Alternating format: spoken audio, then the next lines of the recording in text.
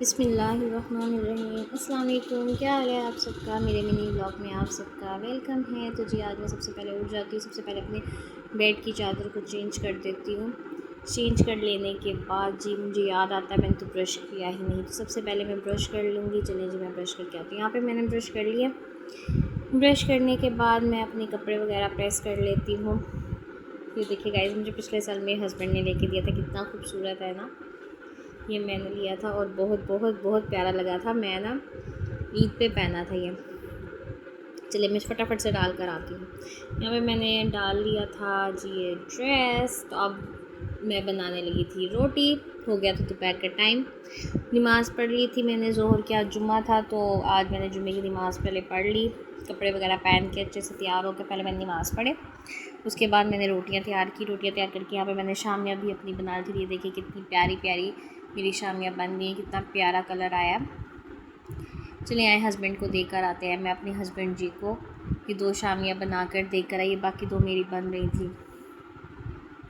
जैसे ही मेरी वो भी 2 शामियाँ बनती हैं ना गाइस, तो सिलेंडर की गैस चली जाती है। फिर एक रह जाती है बेचारी, तो वो कच्ची पक्की जो है ना बनती है, तो फिर मैं खा लेती हूँ। मेरे हस्बैंड जी कहते हैं मुझे दे दो, लेकिन मैंने कहा नहीं कोई बात नहीं, मैं खा लूँगी। चले अब मैं आ गई हूँ जी कमरे में। चले अब मैं अपने बालों को अच्छे से कर लूँगी कंघा, लेकिन मुझे यहाँ पे कंघा नज़र ही नहीं आएगा। अब ढूंढूँगी मैं कंघा के कंघा कहाँ पर है। अच्छा चलिए रुके, मैं बाहर से लेकर आती हूँ। तो चलें जी, मुझे बाहर से ये फ़िरोज़ी कलर वाला गंदा सा ही कंघा मिला है। बच्चे हैं ना हमारे घर में, वो इनके दंदे तोड़ देते हैं गाइस। बहुत बुरा हाल करते हैं वो, बहुत बुरा हाल करते हैं वो। तो जगह जगह जो चीज़ हमने छुपाई है ना, वो भी ढूंढ के सामने ला देते हैं कि भाई ये यहाँ पे छुपाया था। तो यहाँ पे जी मैंने सूट पहन लिया था, बालों को मैंने कंघा अच्छे से कर लिया था, और ये दुपट्टा जिसको मैंने अच्छे से वेयर कर लिया। और बताएं कैसा लग रहा है मेरा ये सूट। तो चलें जी आए मैं आपको आज अपने मुल्तान का वेदर दिखाती हूँ। चले आए, इसके लिए हमें छत पे जाना पड़ेगा। तो ये मैं छत पर आ गई हूँ। ये देखिए हमारे यहाँ कितना प्यारा वेदर हुआ है। ये देखिए इतने मज़े के बादल आए हुए थे और हवा चल रही थी, इतना मज़ा आ रहा था ना, बहुत ज़्यादा। ऐसा लग रहा था जैसे अब बारिश होगी, अब बारिश होगी, अब बारिश होगी, लेकिन नहीं, बारिश नहीं हुई। और जैसे ही थोड़ा सा मौसम ख़राब होता है ना, मौसम बाद में ख़राब होता है, हवाएं बाद में चलती हैं और लोड शेडिंग पहले स्टार्ट हो जाती है। तो मैं अभी नीचे आके बैठूंगी ही कि लाइट चली जाएगी। ओ यहाँ पर तो हमारी लाइट चली गई। चले जी वापस से छत पर चलते हैं।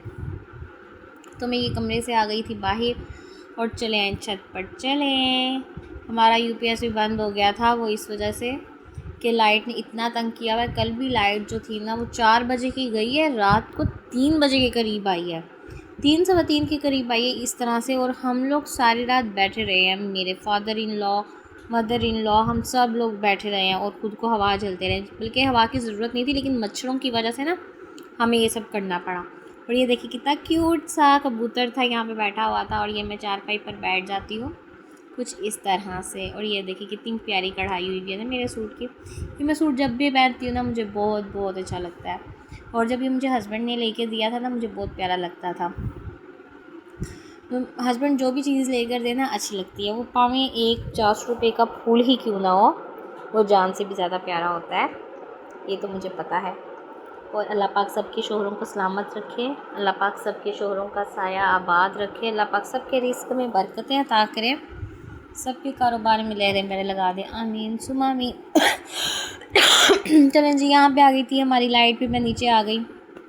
नीचे आके मुझे लग रही थी भूख, लेकिन मगरिब का टाइम हो रहा था। फिर मैंने सोचा क्यों ना पहले सबसे पहले मैं मगरिब की नमाज़ पढ़ लूँ। मैंने वज़ू किया, मगरिब की नमाज़ पढ़ी और साथ ही फिर मैंने रोटियाँ बनानी शुरू कर दी। तो ये देखिए जी मेरी गोल गोल रोटी। शादी से पहले ना मैं गोल गोल रोटियाँ पकाती थी, तो सब कहते थे कि ये ऐसा लगता है जैसे सांचे में रख के ना बनाई गई। और मेरे ताया अब्बू को ना बहुत अच्छी लगती थी मेरे हाथ की रोटी। वो मेरी ताई अम्मी से कहते थे कि तुम मेरे जैसी रोटियाँ नहीं पका सकती हो। वो कहते थे कि तुम मेरी बेटी जैसी रोटियाँ पकाओ। तो फिर मैंने कुछ दिन ताया अब्बू को अपने भेजी भी रोटियाँ, लेकिन फिर वो हमारा थोड़ा फासला था ना घर का, इसी वजह से ना मुश्किल होती थी। खैर अब मेरे वो ताया अब्बू, उनकी डेथ हो गई, अल्लाह पाक उनको जन्नतुल फिरदौस में आला मुकाम जगह अता फरमाए, आमीन सुम्मा आमीन। बहुत अच्छे थे। यहाँ पे जी देखिए मेरी रोटी पक गई है। अब तो जब से मेरी शादी हुई ना, शादी को मेरे 5 साल हो गए, भिंगी चिब्बी गोल्स हर तरह की मैं रोटी अब बना लेती हूँ। पहले मेरी सिर्फ गोल होती थी, लेकिन अब मेरी भिंगी भी होती हैं, चिब्बी भी होती हैं, गोल भी होती है, कसम कोई नहीं है। अब तो हर तरह की रोटी जो है ना मेरे पक जाती है। चलें जी, यहाँ पे मैंने पका ली हैं अच्छे से रोटियाँ। यही प्रोसीजर करते हुए मैं अपनी चारों रोटियाँ कंप्लीट कर लूँगी। करने के बाद मैं आटा उठाऊँगी और जाके मैं फ्रिज में रख दूँगी। एक तो ये खांसी है ना, आती एकदम में जाती आराम आराम से है। 3-4 दिन हो गए हैं मेरी खांसी है ना हट ही नहीं रही। चलें इसको आटे को रख देते हैं ढक के फ्रिज में, और वहाँ वापस जाते हैं किचन में, देखते हैं तो वहाँ पे रोटियाँ तैयार हो गई हैं तकरीबन हमारी। ये देखिए, अब मैं अच्छे से इसको फोल्ड कर दूँगी रुमाल में और इसको बंद करके रख दूँगी। साथ ही मैंने अपने लिए बना ली थी जी शामिया, और मैं अब इनको खाऊंगी मज़े मज़े से बैठ के। इतनी यम्मी यम्मी यम्मी बनी थी ना कि बस बहुत मज़े की। ये थी मेरी आज की वीडियो। लाइक शेयर कमेंट करना मत भूलिएगा। फिर मिलते हैं नेक्स्ट वीडियो में, तब तक के लिए अल्लाह हाफिज़।